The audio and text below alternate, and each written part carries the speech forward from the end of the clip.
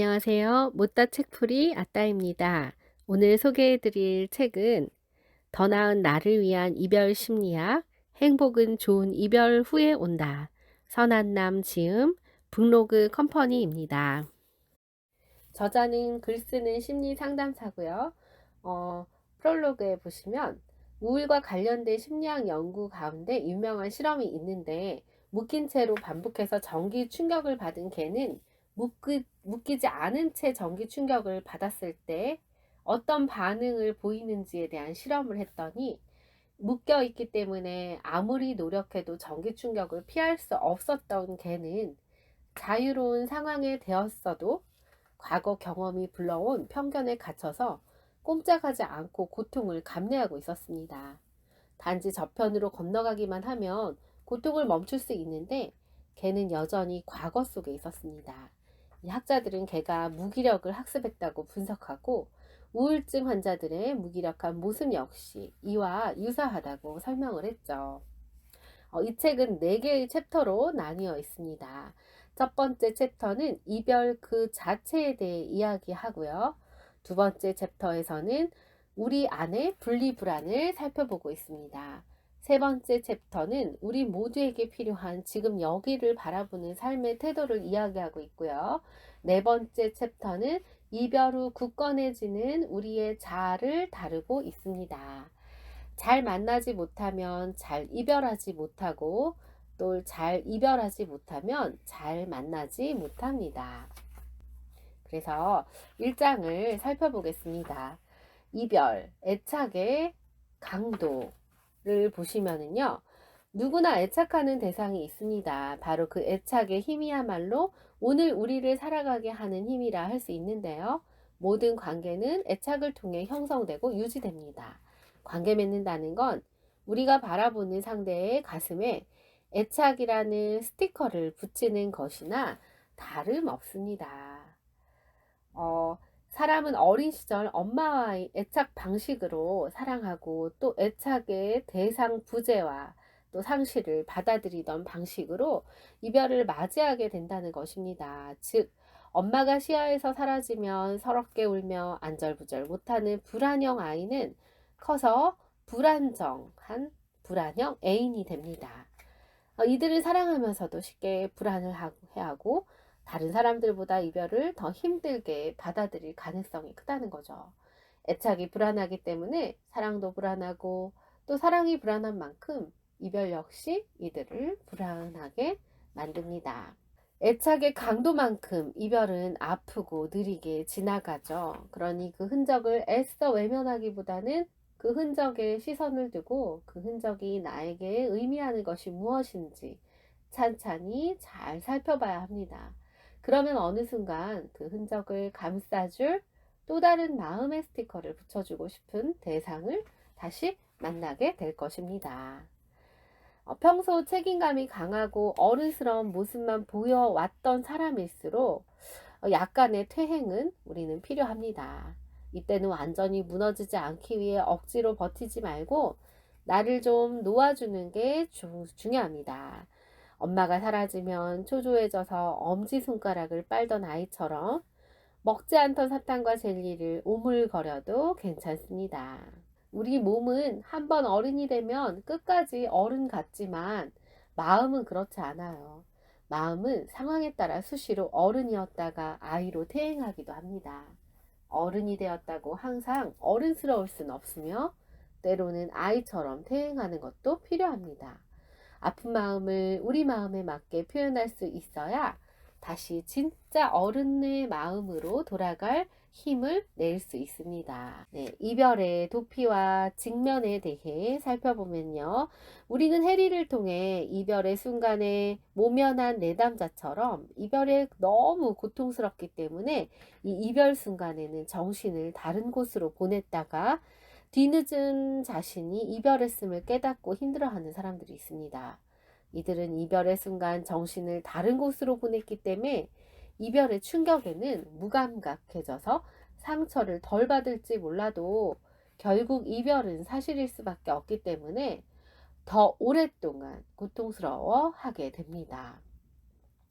이 이별 대처 방식이 그만큼 너무 중요하다는 거죠. 이 해리의 반대말은 직면입니다. 해리의 남용을 치료하는 방법 역시 직면이라 할 수 있는데요.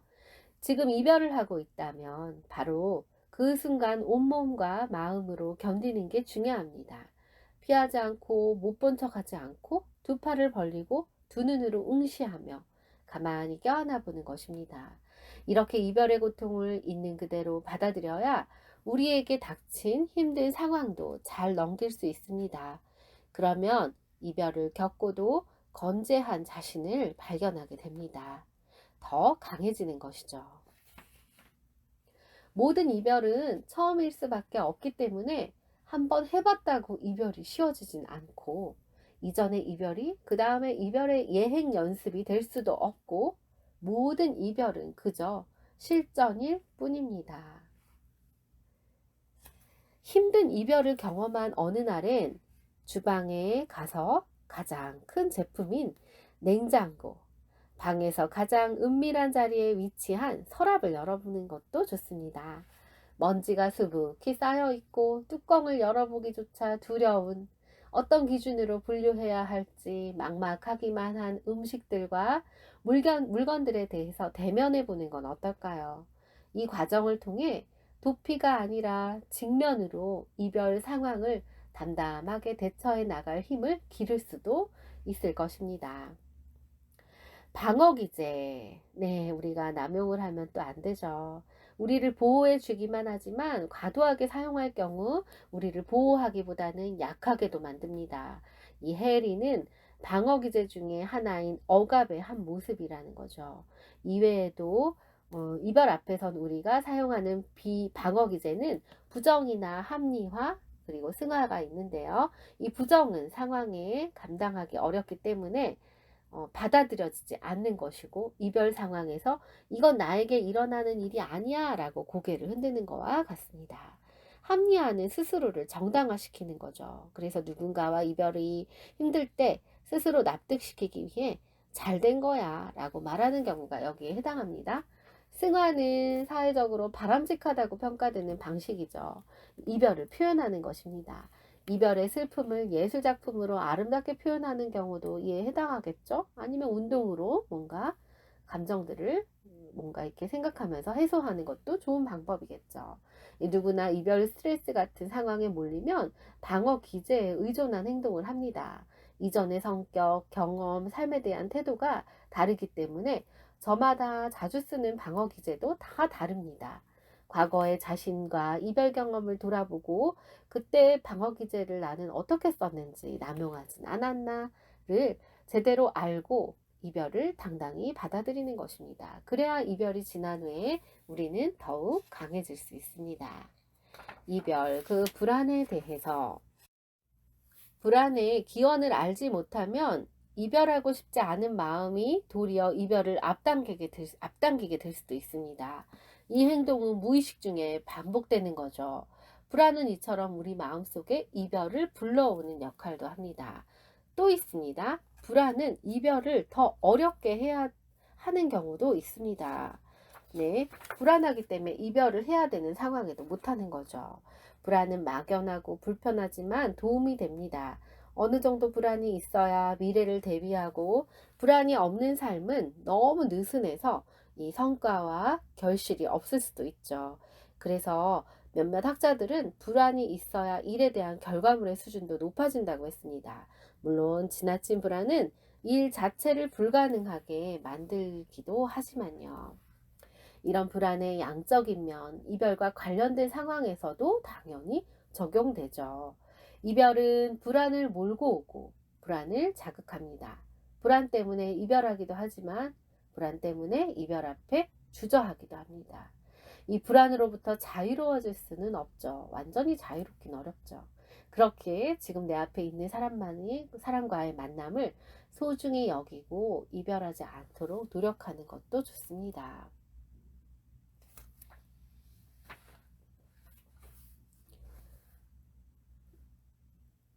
불안에 취약한 사람일수록 문제의 원인을 잘못 파악하는 경우가 많습니다.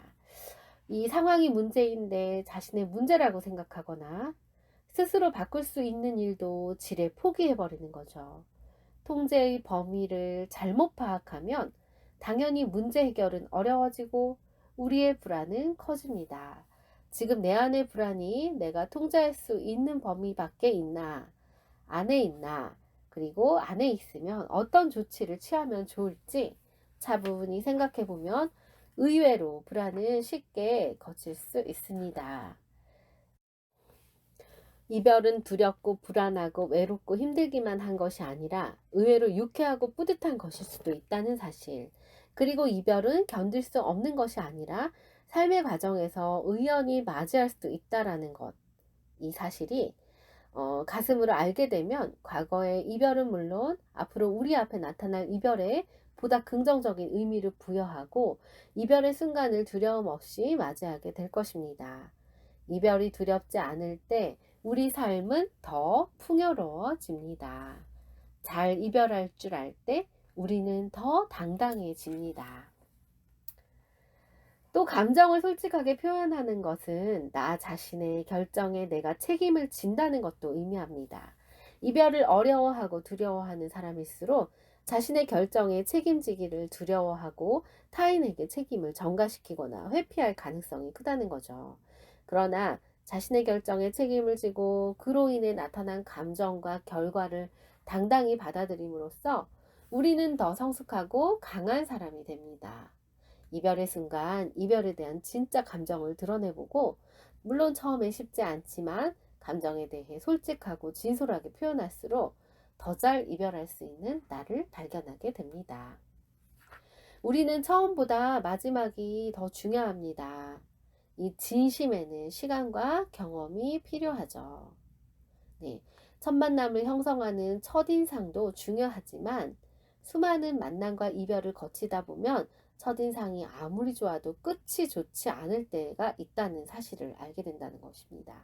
어쩌면 관계에서 더 중요한 것은 첫인상이 아니라 뒤돌아설 때 모습, 즉 끝인상 아닌가 싶기도 하죠. 가끔은 그냥 반짝반짝하는 남자가 좋아 보이지만 살아보니 그런 남자는 눈에 덜 띄나 꾸준하고 성실한 남자가 좋다는 걸 알게 될 수도 있습니다. 처음엔 잘 모르나 오랜 시간 두고 서서히 사람을 봐야 우리는 진실한 사람을 만날 수 있다는 거죠. 실체를 경험하지 않고 어떤 일을 천직이라고 성급하게 판단하지 말아야 되고 제대로 경험하기 전에 아닌가 보다 라며 단정 짓는 것도 우리는 멈춰야 합니다. 마음의 뒤태를 관리하세요. 우리가 전면에 내세우기보다 뒤로 감추고 내보이고 싶지 않은 부족하고 못나고 부끄러운 모습이 바로 우리의 그림자일 수도 있습니다.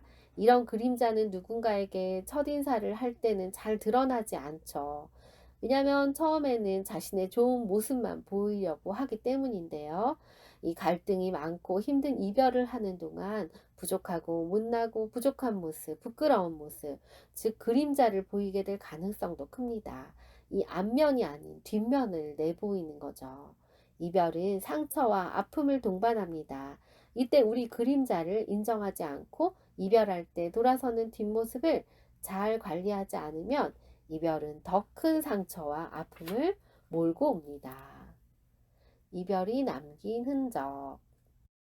애도는 다양한 모습으로 이루어집니다. 우리는 살면서 엉뚱한 장소에서 엉뚱한 모습으로 엉뚱한 논리를 펼치고 있는 누군가를 만날 수도 있습니다.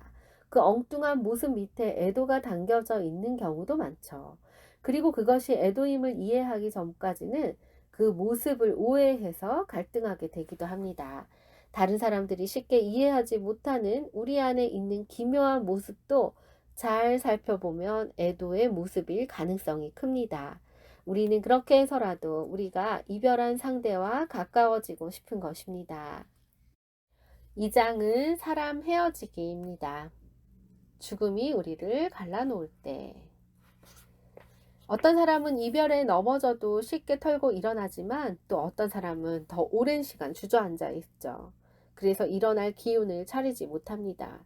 그리고 또 어떤 사람은 넘어졌다가도 잘 일어나서 꿋꿋이 갑니다.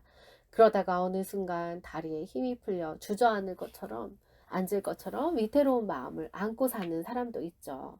이렇게 사람은 자기만의 보폭, 자기만의 방식으로 이별을 해낸다는 사실이 아주 자주 망각하고 있습니다.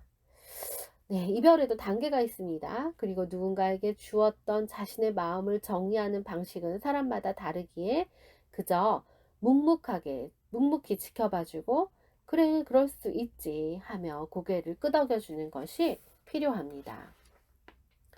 그렇다면 살아가는 데 있어서 이별만큼 큰 스트레스를 주는 사건도 없죠.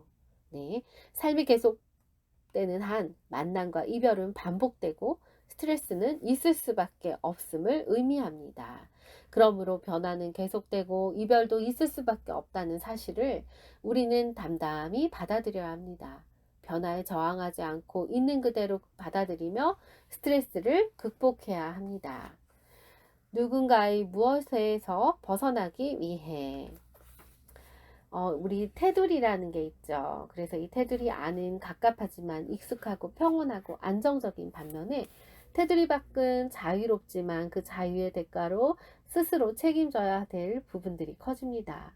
지금까지 테두리 안에서 의존적으로 살아온 탓에 나라는 자아가 탄탄하지 않은 사람일수록 이 테두리를 벗어나는 것에 큰 두려움을 느낍니다. 이들은 모험할 수 없습니다. 겉으로 이빠른 소리를 하고 당당한 것 같아도 자신감이 흐르는 것처럼 보이지만 사실 자신의 삶을 독대하고 어떤 결정을 스스로 내려본 적이 없다는 거죠. 그래서 자신이 스스로 부딪혀보고 자기 확신에 따라 뭔가를 결정하기보단 그 삶의 길을 지정해주고 제시해준 누군가에게 자꾸만 기대게 돼 있습니다. 위기를 기회로 우리는 내적이든 외적 위기든 의존적이었던 우리를 어떤 계기를 통해서 독립을 감행해야 합니다. 그러나 준비되지 않은 채 갑작스럽게 감행되는 이별은 갈등과 상처를 동반할 수밖에 없다는 거죠. 그러니까 우리가 지금 삶에서 어떤 시간을 지나고 있으며 지금 이 시간 동안 감당해내야 하는 삶의 과제가 어떤 건지를 잘 파악해야 합니다. 그리고 서서히 이별을 감당할 수 있는 내면의 힘을 기르고 그런 우리를 지지해줄 구원군을 확보할 필요가 있습니다. 겉으로는 강하고 당당해 보이는 사람이라도 내면을 잘 살펴보면 누군가에게 강하고 의존하는 모습을 보이거나 약한 모습을 보이는 사람도 있죠. 자신을 약하게 만드는 과거에 뭔가 착한 딸 역할을 해서 했던 딸이라면 그것에 벗어나서 심리적인 독립을 하게 되고 또 의존적인 과거에 나와 이별을 하면 더 나은 나를 만날 수 있습니다. 삶에서 마주하게 되는 모든 위기는 우리 안의 약한 면을 더 강하게 만들고 의존하는 마음에서 벗어나 홀로 우뚝 설 필요가 있다는 걸 알려주는 신호라고 할 수 있습니다. 이런 우리에게 주는 신호들을 잘 파악하면 상처와 갈등을 최소화하며 더 강해질 수 있습니다. 위기는 신호입니다. 그 신호에 잘 대응한다면 삶의 많은 위기가 기회로 발전합니다. 이별에도 예의가 필요하죠. 잘 이별해야 잘 만날 수 있습니다. 그러니 누군가와 이별을 할 때 그 이별의 방식이 상대에게 주는 마지막 선물이라고 생각하고 신중해야 합니다. 이토록 이별이 중요함에도 사람들은 이별 앞에서 쉽게 비겁해지고 염치 없어지고 유치해집니다. 그럼으로써 상대는 물론 나 자신에게도 상처를 주게 됩니다. 또 사랑하면 아이가 되고 만남이 편해질수록 우린 유치해지죠. 하지만 이별 앞에서만큼은 누구나 어른이 돼야 합니다. 모든 이별은 예의를 갖춰서 진지하게 해야 합니다. 이별을 부르는 금기. 네. 우리는 뭔가 전해내려는 신화나 뭔가 전래동화나 이런 이야기 안에서 꼭 하면 안 되는 이런 금기와 같은 게 있습니다. 그래서 이 금기를 어기면 누구나 내쳐질 수 있다라는 무서운 공포를 조장하죠. 다시 말해 이 모든 금기는 이별과 버림받음, 내처짐의 고통과 긴밀하게 연결되어 있습니다. 그렇다면 어떤 관계든지 간에 이 금기와 룰이 존재합니다. 이는 겉으로는 확연히 드러날 수도 있고 안으로는 깊이 감춰질 수 있어 이별한 후에 알게 될 수도 있습니다. 누군가가 예를 들어 연인의 휴대폰에 비밀번호를 찾아냈다가 이별 통보를 받았다고 해볼게요. 또 누군가는 가족 이야기에 발끈하는 친구와 싸우다가 절교했거나 어떤 후배는 수시로 외모 비하 발언을 하는 선배의 모습을 참을 수 없어서 이별하거나 또 혹독한 다이어트 끝에 날씬해진 후배의 변화를 알 리 없는 선배는 자신의 무신경한 말 한마디가 후배에게 얼마나 큰 상처를 주었나 여전히 이해하지 못합니다. 이러한 건드리지 말아야 될 사람들은 모두가 금기 버튼들이 적어도 한두 개씩은 있습니다. 저마다 다 다르기 때문에 우리는 조심해야 될 필요가 있는 거죠. 마치 잘못 건드리면 터지는 쥐레처럼 아슬아슬합니다. 특히 마음 깊이 트라우마를 간직한 사람에게 이 버튼은 더 모호하고 변덕스러운 방식으로 작용할 수 있습니다. 잘못하면 상대는 왜 헤어져야 되는지 모르는 채 어떻게 그럴 수 있느냐 라며 상대의 얼굴을 마주하며 갑작스레 이별 통보를 받을 수도 있습니다. 혹은 자신도 모르는 사이에 상대방의 관계 리스트에서 조용히 삭제될지도 모릅니다. 이 단지 상대방의 금기 버튼을 눌렀다는 이유로요. 의도가 있든 없든 그것은 중요하지 않습니다. 누구나 말하고 싶지 않은 아픔으로부터 우리는 도망치고 싶어 하기 때문입니다. 그렇다면 이런 마음의 금기, 지뢰를 뭔가 잘 파악하는 방법은 없을까요? 네. 상대가 먼저 알아주기까지, 이야기해주기까지 기다리긴 어렵습니다. 그러니까 묻고 또 물어야 합니다. 네. 또 세밀하게 상대를 관찰하는 것도 중요합니다. 상대의 금기를 찾는 것도 중요하지만 나의 금기에 대해서도 우리는 잘 파악할 필요가 있습니다. 다른 사람들은 아무렇지도 않게 생각하는 어떤 행동이나 생각이나 말이라도 나에게는 절대 참을 수 없는 것일 수도 있다는 거죠. 그 금기들을 잘 알고 난 이건 안 돼! 라고 말할 수 있어야 이별하지 않고 오래 지속되는 탄탄한 관계를 맺어나갈 수 있습니다. 그렇다면 나는 어떤 상처에 발끈하나요? 이런 부분도 살펴봐야겠죠. 무리에서 떨어지지 않기. 영웅과 돌연변이의 공통점이 있습니다. 이 신화 속 영웅들은 자신이 속한 집단을 떠나 단독 행동을 감행하는 사람들이라는 거죠. 안락함을 택하는 대신에 모험을 택하고 소속이 아닌 자유를 중시했습니다. 그 덕에 그들은 스스로를 연마시킬 수 있고 영웅이 되기 위한 기회도 잡을 수 있죠. 이 떨어져 있었던 덕분에 자신이 속한 집단의 문제를 객관적으로 새로운 관점으로 바라볼 수 있었습니다. 그리고 이를 바탕으로 보다 나은 방법으로 문제를 해결했고요. 영웅으로 우뚝 섰죠. 이 자신이 처한 문제를 잘 해결하고 싶은 모든 사람은 바로 이 점을 기억해야 합니다. 네, 인류의 진화 역시 이런 관점으로 살펴볼 수 있었죠. 조금 다른 것을 어색해 여기거나 우리는 불안해하지 말아야 합니다. 그리고 다르다는 이유로 누군가를 소외시키지 말아야 합니다. 대신 사람들로부터 떨어져 나와서 나만의 가진 개성을 어떻게 이 세상에 펼쳐 보일 수 있을지 고민해보고 그 고민의 결과 결국 가장 나다우면서 영웅적인 나를 만나게 될 것입니다.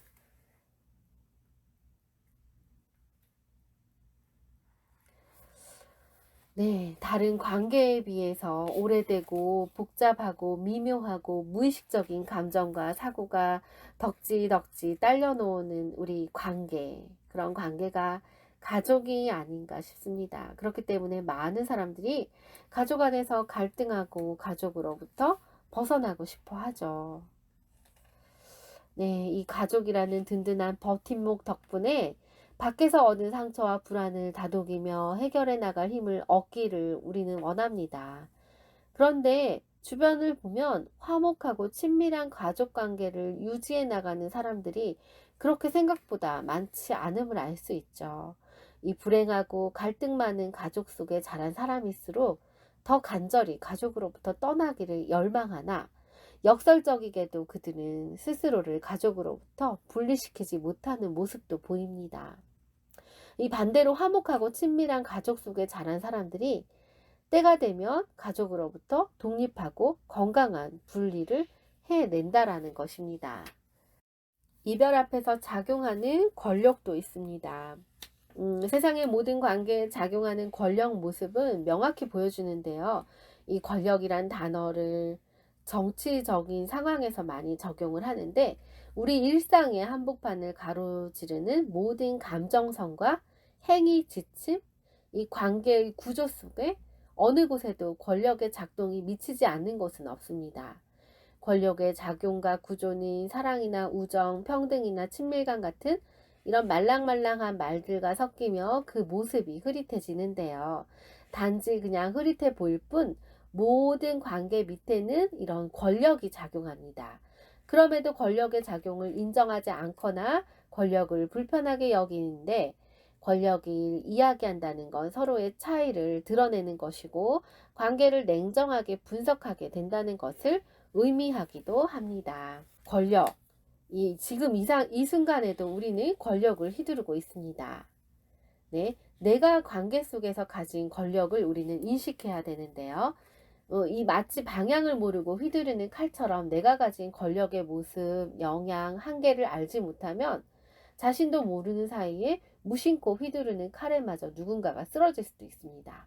내가 가진 권력을 잘 인식하고 우리가 고하는 이별에 상처받은 상대의 마음을 최소화할 수 있습니다. 사람의 마음은 때로는 유리처럼 연약하기도 하고 때로는 강철처럼 강하기도 해서 이 노력 여하에 따라서 상처를 적게 할 수도 있고 상처를 통해 성장할 수도 있습니다. 그러므로 권력의 모습을 잘 이해하는 게 중요합니다. 또 내가 상대에게 부여한 권력이 무엇인가를 잘 봐야 합니다. 어떤 사람은 강자에게 더 강하지만 또 어떤 사람은 강자 앞에서 더 약해지죠. 그리고 관계는 반복된 행동과 감정의 교환을 통해 한 가지 모습으로 굳어지는 경우가 많은데요. 과거 형성된 권력 구도가 패턴화돼서 현재까지 같은 모습을 보이는 겁니다. 그리고 어쩌면 스스로가 피해자라 여길 때도 상대를 가해자로 만드는데 일정 부분 기여했는지도 모르죠. 그러니 내가 상대에게 부여한 권력이 무엇인가를 잘 살펴보는 것도 중요합니다. 또 권력을 잘못 휘두르는 자도 조심해야 합니다. 우리는 만남과 이별을 통해 자기 확장과 자기 축소를 반복하고 삽니다. 만남과 이별을 더 편하게 하기 위해서는 얻는 것에 크게 기뻐하거나 잃는 것에 크게 상심하지 말고 평정심을 유지해야 합니다. 이 얻었던 마음의 권력도 어느 순간 잃을 수 있고 잃었던 마음의 권력도 어느 순간 찾을 수 있으니 말입니다. 3장은 시간 흘려보내기입니다. 영광스러운 과거와 이별하기. 시간은 누구에게나 공평하죠. 또 여행이 주는 새로운 시간도 있습니다. 여행은 얻는 것이 있죠. 여행을 통해 우리는 참 자기를 얻고 객관화를 얻으며 그 다음에 카타르시스를 경험합니다. 이 참 자기는 여행을 통해 얻을 수 있는 것 가운데 가장 중요한 것이 바로 나 자신이라는 거죠. 많은 사람들은 반복된 일상을 살며 자신의 모습을 쉽게 잃어버리는데요. 정신없이 일을 하고 많은 사람을 만나고 살다 보면 자신이 누구인가를 잃어버릴 수가 있습니다. 그래서 우리는 여행을 통해 지금까지 유지한 자신의 모습을 점검하기도 하죠. 몰랐던 자신의 모습을 되찾기도 합니다.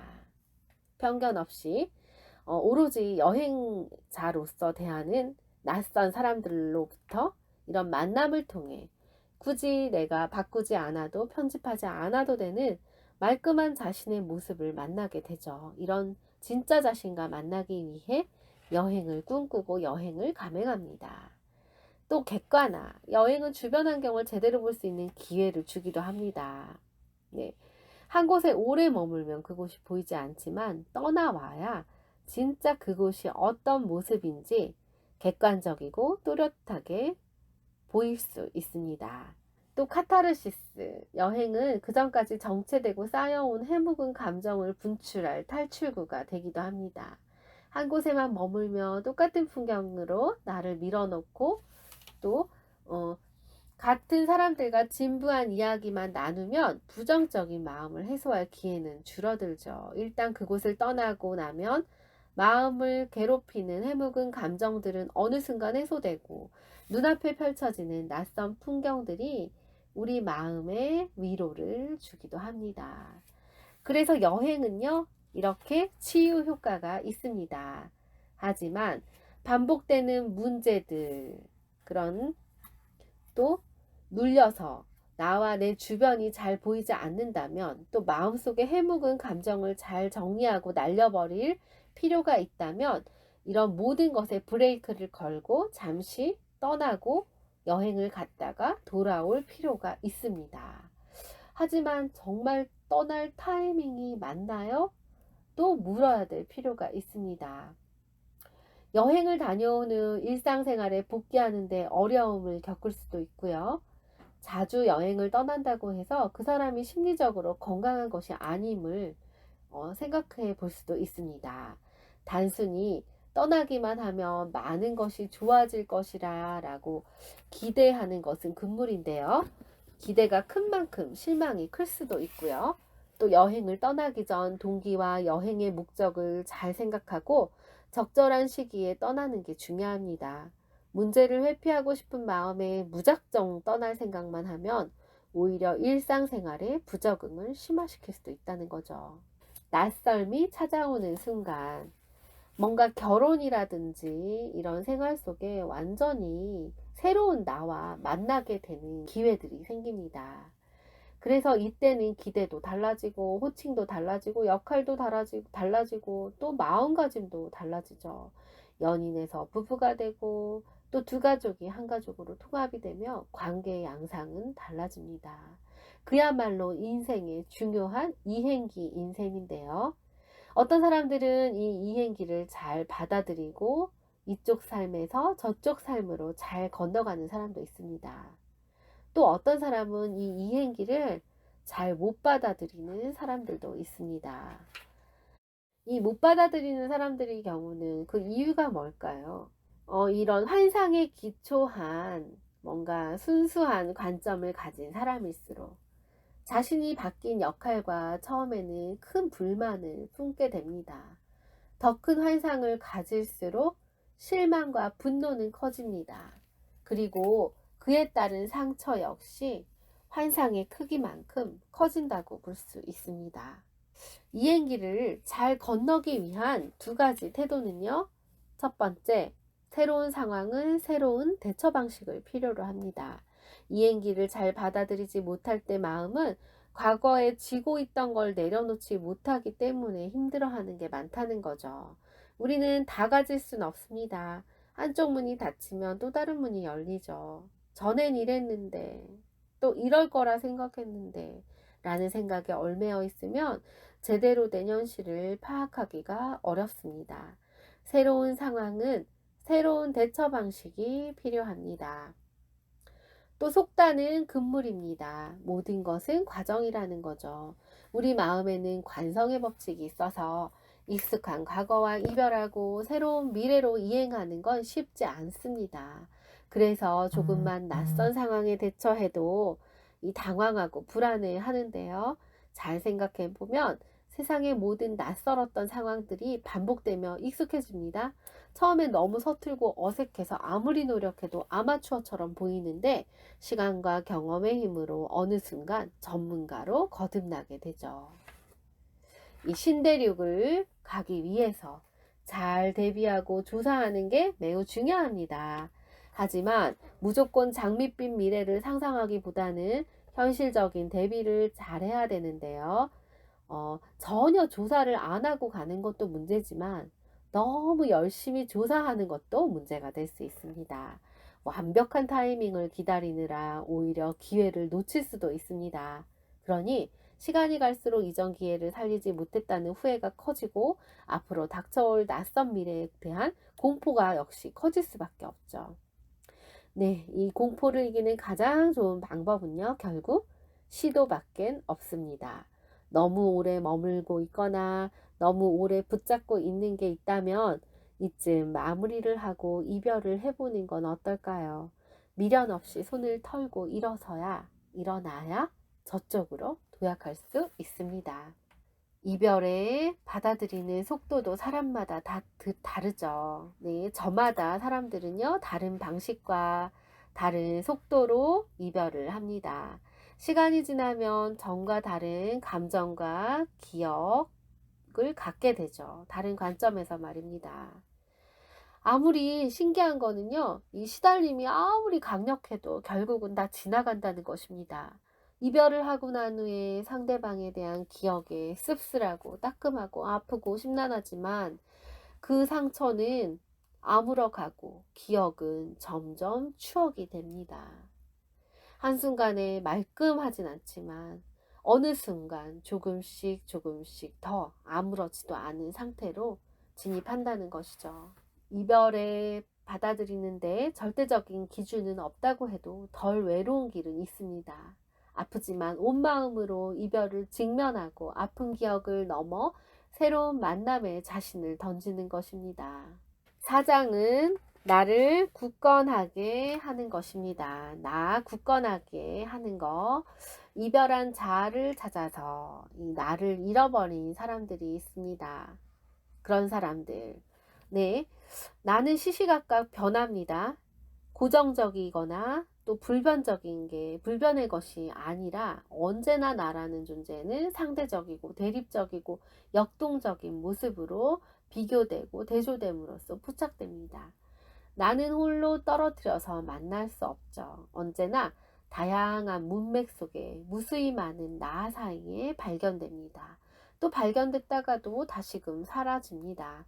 그래서 우리는 매 순간 나로 시작하는 수많은 문장들이 발화하며 여전히 나를 모르겠다고 느낄 때가 많습니다. 그래서 나를 다양한 측면에서 살펴봐야 됩니다. 나의 모습을 명확하게 갈라 대조해보고 살펴볼 수 없는 사람들이 있는데요. 바로 나의 많은 부분을 잃어버린 사람들입니다. 이들은 나의 많은 부분을 잃어버린 후에야 잃어버린 자신을 되찾아야 한다는 사실을 깨닫게 되죠. 그런데 나를 너무 많이 잃어버리고 난 이후에는 다시 찾는 과정이 무척이나 힘이 듭니다. 힘들어진 순간 우리 모습을 돌아보면 내 안에 내 것이 아니라 남의 것이 들어와 있다는 사실을 발견하게 되죠. 방어적이고 눈치 보면 살 수 있을수록 진짜 나를 잃어버리고 가짜 나의 모습으로 살고 있을 가능성이 큽니다. 그럴 때는 그 모습과 과감하게 이별해야 합니다. 매일 아침 거울 앞에서 내 모습을 물끄러미 바라보듯 나를 점검해 볼 수 있는 마음의 거울 앞에 서고 가장 좋은 마음의 거울은 방해하지 않고 판단하지 않고 나를 있는 그대로 봐줄 수 있는 사람입니다. 그들이 애정으로 반사해주는 자신의 모습을 간직하고 발전시킴으로써 온전한 내 모습 그대로 세상 속의 나를 펼쳐볼 수 있습니다.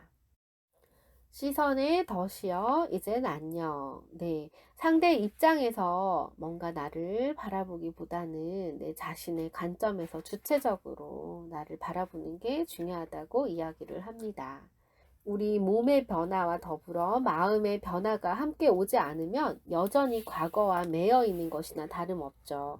그래서 새술은 새부대라는 말이 있는 것처럼 더 나은 내가 되기 위해서는 이미 지나간 과거와도 잘 이별해야 합니다.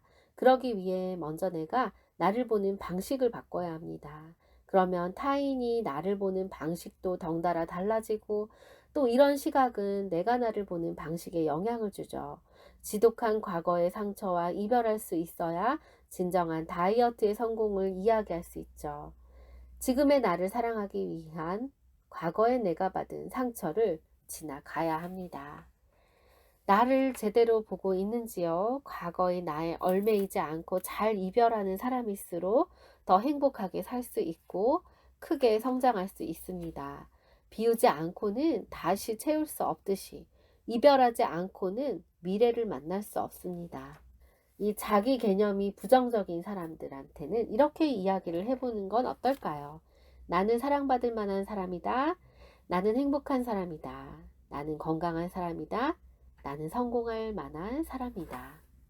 떠나지 못하는 마음, 그들이 그곳에 머무는 이유는 뭘까요? 온갖 구박과 수모 때문에 매일같이 그만해야지 결심하면서도 그곳을 떠나지 못하는 사람들이 있습니다. 외적인, 물적인 조건은 사람마다 모두 다르기 때문에 그들에게서 자주 보게 되는 두 가지 내적 조건에 대해 살펴보면 바로 이 학습된 무기력, 상황은 변하지 않아 라는 이런 생각과요.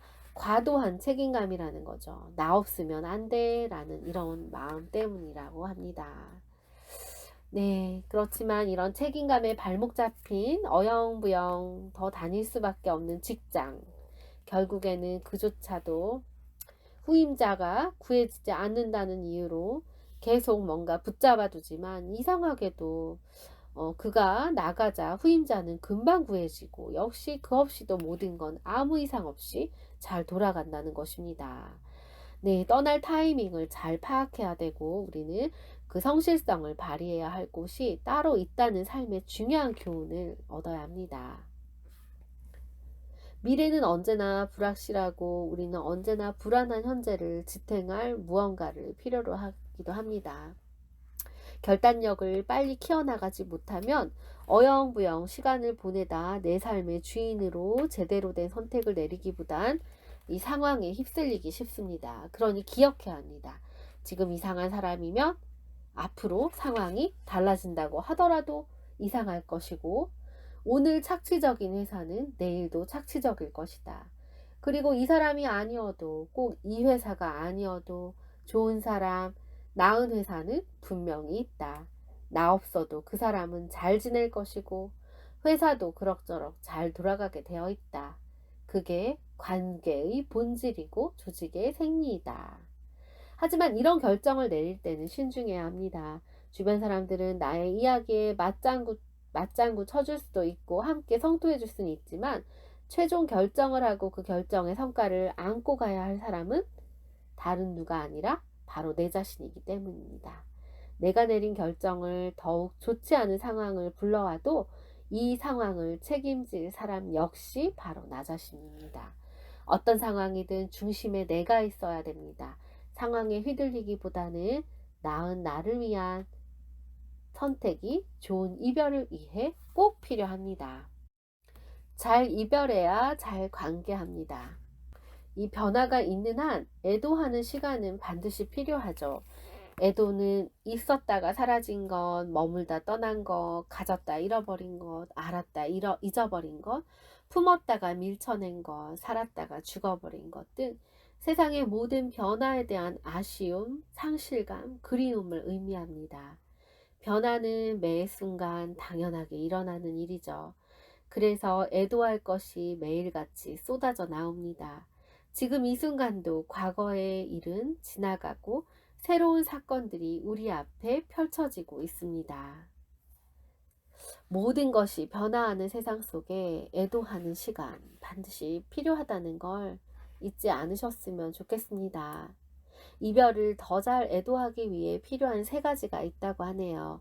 의존 없이는 우리는 독립이 없습니다.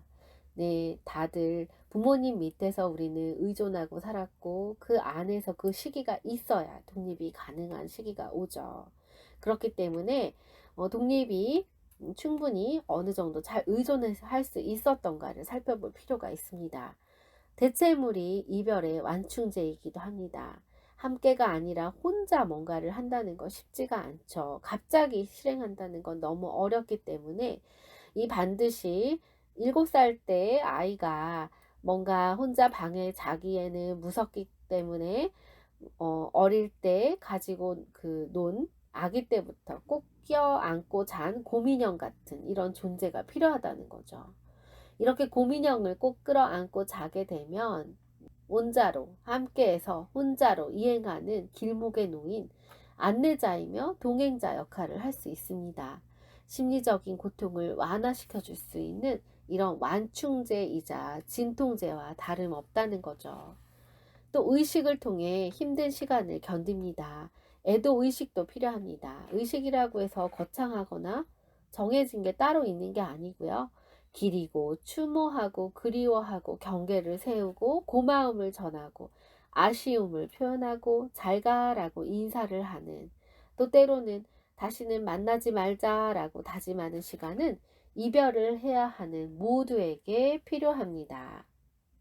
세상의 모든 의식은 애도 후 다른 사람들과 두려움이 없이 섞이고 사랑하고 다시 웃을 수 있게 해줍니다. 죽음을 애도하는 장례식도, 한 시기의 끝을 알리는 졸업식도, 떠나는 친구를 보내주는 송별회도, 지나가는 한 해를 정리하는 송년회도 그런 의식인 셈인 거죠. 따지고 보면 새 출발을 하는 결혼식도 새 학기를 마찬가지로 지난 시작의 끝점을 분명하게 찍는 순간이라고 볼 수 있습니다. 그래서 이별하는 모든 사람에게 상징적이고 형식이나마 여기까지, 이젠 안녕이라고 말할 시간과 공간을 마련하는 일은 중요합니다. 남김없이 표현하기.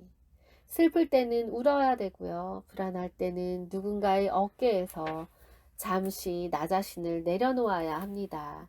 한참을 기대어 울고 마음속 슬픔과 불안의 감정을 충분히 표출하고 난 이후에야 우리는 새로운 만남을 위한 여유 공간이 생깁니다. 사랑한 만큼 아프겠지만 또 아픈 만큼 굳건해집니다. 상실을 두려워한다면 다시 사랑할 수 없습니다. 여전히 아프고 아직도 아쉽지만 언제나 새로운 만남과 이별을 해내며 조금씩 앞으로 나아가고 있는 것. 그 끝이 어딜지는 모르지만 만날 수 있는 동안 만남에 충실했듯이 이별 후에도 충분히 애도함으로써 상실을 받아들여야 합니다. 이상 시청해주셔서 감사합니다. 책풀이었습니다.